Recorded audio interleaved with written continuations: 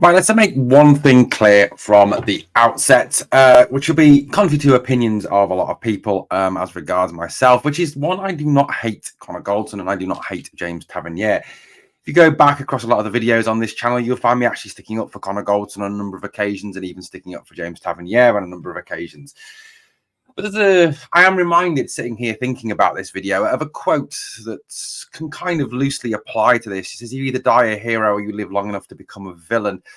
And I think that's applicable in a number of situations throughout life. And I think it's applicable to Connor Goldson and James Tavernier's situation. You know, they can stay long enough to become villains. And I think that's what the danger is here, that they're in danger of undermining a legacy. Now, there is a debate, big debate on what their legacy exactly is at this club. You know, is it a case that they've contributed to the rebuild of this club, that getting back from 2012 and getting back from the disaster that befell the club? You know, that Tav's been here throughout that all, and we're back, you know, back at the top of the Scottish game now, not necessarily as high as we want to be. But then there's the argument, of course, that, you know what, they've been a disaster because we've only won 3 trophies in 12 years, which for the majority of us Rangers fans that remember the past and the pre-2012 years, the glories of this club are quite clear in black and white on the ledger, aren't they? You know, most successful club in football, 55 titles, you know, a number of successes, European Cup winners, etc., etc. This club has got a long and very proud history of winning things and been a club that does compete and win things. And in the last 12 years, that legacy has kind of fallen apart a little, and Tavernier and Goldson have kind of been sort of branded as the kind of poster boys for that failure over the last few years. That's not obviously full 12 because they haven't been here for the whole time. Now, I've got no doubt in my mind that, you know, go back to 55, both of them, you know, played a valuable role in the bringing of the title to Ibrox, and we thank them for that. James Tavernier, let's get it right, statistically wise, personal, not team, but personal statistically wise, is outstanding. You know, one of the highest scoring defenders in world football. You know, in terms of that, it is incredible that a right back can score that many goals. And I understand and I get the whole, yes, but he takes all the penalties and free kicks, so what do you expect argument, but you've still got to convert those. So look, I mean, you've got to give him some credit for that. His assists is pretty decent as well. Now, I'm not saying for a minute that Tav has throughout his entire time at Ibrox been an absolute disaster, that he is a failure, that he is all these things. I am not saying that for a minute, but what I am saying is that there comes a time in every player's career, there comes a time when it's time to move on, when it's time to understand and realize that your time at a club or your time somewhere is over. That you've not so much outstayed your welcome, but you've kind of come to the point where you need to realize that, look, I can't go any further now with this club, that it is the end of that era and I need to move on for myself. Now, James Tavernier and Connor Goldson are both the wrong side of 30. Now, I know for some, right now, I'm 46. It seems incredible, doesn't it, to be talking about someone who's been past it at the age of 31, 32, which is just mad. But in footballing terms, in pure footballing terms, at the ages of 31 and 32, you are on a downward trend. You are on a downward spiral. Your body starts to slow down. You keep up the intensity levels that you need to be able to compete at the very highest level. It just is not possible. You know, that is anatomically, that is medically, that is a scientifically proven fact. And yes, there are some freaks who can go on beyond that, can, you know, say, well, look, we can do that. But these two guys here are beyond that age now. James Tavernier is not getting any quicker, neither is Connor Goldson. And we've seen this season a real fall off, I think, in their form, a real drop off in their play. You know, it's noticeable, isn't it, that, you know, Connor Goldson and James Tavernier both play to the right side of the Rangers defence. And, you know, you look through a lot of games, you know, the Motherwell game, for instance, all the Old Firm games, there is a clear and deliberate policy from teams to target the right side of our defence, to really go after that right side, because they see that as the weakest part of the defence. Now, certainly, you know, with the signings we've made, and Ciala and Jeff Tay, and in fact Ridvan's still here despite rumours, you know, the left side defence seems to be an awful lot stronger at this moment in time. So, you know, I think if Connor Goldson and James Tavernier are still here next season, you will see a targeting of that right side again. It is a weakness. I'm just hoping that Philippe Clement has seen the drop-off in form, the drop-off in the way these two guys play. You know, Connor Goldson last season, for example, was caught out 4 times for the same goal. The ball over the top. He stood there with his finger in his mouth, and the defender player, either Kyogo or Miovski, for instance, the prime 2, run off him to score. It's the same goal 4 times. You know, once is forgivable, twice is kind of understandable, but 3 and 4 times is just like, bloody hell, what the hell are you playing at? You know, he was mugged off a number of times last season, and I just think that, you know, that you reach a time when it's time to go. Now, there's a number of rumours, a number of stories as regards Connor and in regards James, you know, in terms of what's going to happen in the future. You know, Tavernier was obviously recently linked with a move to Besiktas because of the link with Gio. Obviously, Gio's just taken the job there. According to a number of media sources in this morning, the 11th of June, it's been reported that Rangers will accept a reasonable offer for Tavernier and Goldson from Al Ettifaq. Now, Al Ettifaq obviously managed coach, whatever you want to term it, by former Rangers boss Steven Gerrard.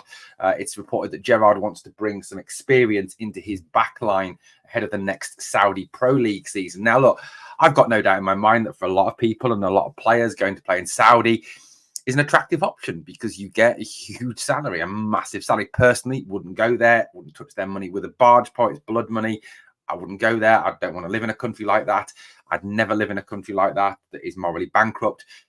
Look, that's just my personal opinion and my personal feelings on the matter. And I know that's unpopular with some.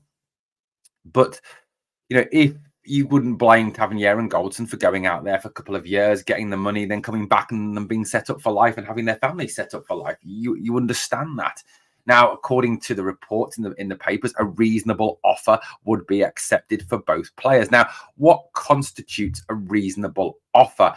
That is the big debate at this moment in time. Now, look, I've looked at it and I've kind of thought about this, and you know, I've seen a number of different theories on social media. You know, you've seen some people saying, well, nothing short of 10 million plus. Some people even rumoring that they want 10 million for Tav, 5 million for Goldson, which I think is wholly unrealistic.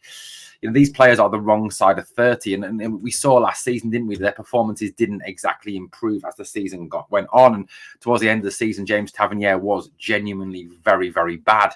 I think, you know, he retained his place mainly because, number one, he's the captain, and number two, I think as well, there is literally no other options to play there, without with Dujon Sterling needing to play in different positions. Now, I think overall there is a real sense of the fact that if we can get £7-8 million for the pair, I think that would be a good piece of business for players the wrong side of 30, for players that we do need to ship out of this club.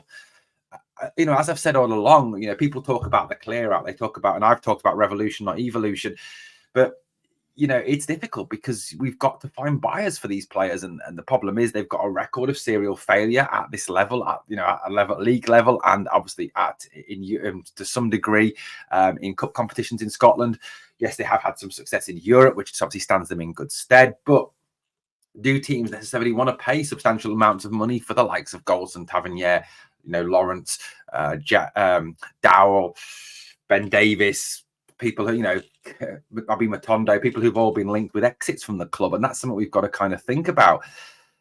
I think if we can gain £7-8 million for the pair, I would take it. I would absolutely tear Al Ettifaq's hands off. I think anyone saying that, you know, 10 million, 15 million is a reasonable price. He's living in cloud cuckoo land for two players that are largely and essentially past it now.